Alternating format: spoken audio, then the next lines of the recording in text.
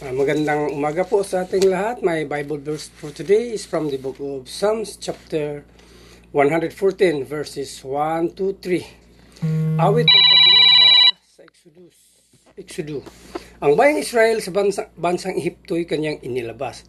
Nang ang lahing ito sa bansang dayuhan lahat ay lumikas. Magmula na noon, ang lupaing Juda naging dakong banal at bansang Israel, ginawa ng Diyos na sariling bayan. Ang dagat ng tambu nang ito'y makita, nagbigay ng daan magkabilang panig ng ilog ng Jordan at tumigil naman. Yan lang po, maraming salamat po rin, Panginoon. God bless. Isang mapayapang gabi po sa ating lahat. Ang akin po ibabahagi ngayong gabi ay mula po sa Aklat ng Mga Awit, Kabanata 113, sa talata 4, ito po ang nakasaad.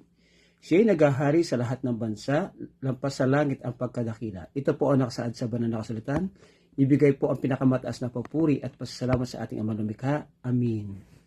Isang pagpalang gabi po sa ating lahat. Ang aking pambabasahin ngayon mula sa libro ng Salmo, chapter 113, verses 5 and 6. Walang katulad ang Panginoon na ating Diyos, na nakaupo sa kanyang trono sa itaas. Yumuyuko siya upang tingnan ang kalangitan at ang sanlibutan. Amen. God bless po. Hello po, good evening. Ang aking Bible verse for today is from the book of Psalms, chapter 113, verse 7. Mula kapanglaway itong mahihirap, kanyang itinataas, kanyang nililingap. Amen. Ang mabuting balita ng ating Panginoon.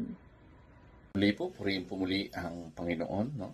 At narito po muli tayo sa ating devotion na ginagawa sa bawat araw. Tayo nga po ay nasa Psalms 113 at ang ating pong babasahin ay verse 8 to 9. Sabi po dito, upang siya ay maupong kasama ng mga pinuno ng kanyang bayan.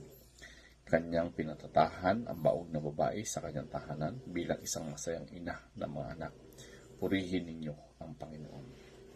So dito makikita po natin, no, na talagang ang Diyos po ay makapangyarihan, no. Kaya po niyang baguhin ang mga bagay na imposible at iangat, no, yung mga nasa mababa. So mula po sa wala, ginagawa niya ay pwede niyang pagkalooban ito, no, mula po dun sa kahihiyan. Pwede pong gawin ng Panginoon na bigyan ng karangalan. So dito makikita po natin na talagang ang Diyos ay hindi lang po siya makapangyarihan, kundi isang mapagmalasakit na Diyos. Kaya nga yung ating pagpupuri, pagpapasalamat ay talagang worthy yung ating Panginoon, no? Sapagkat yung kanyang pag-ibig ay hindi po kayang tawaran. So muli po, purihin ang Panginoon, and God bless everyone.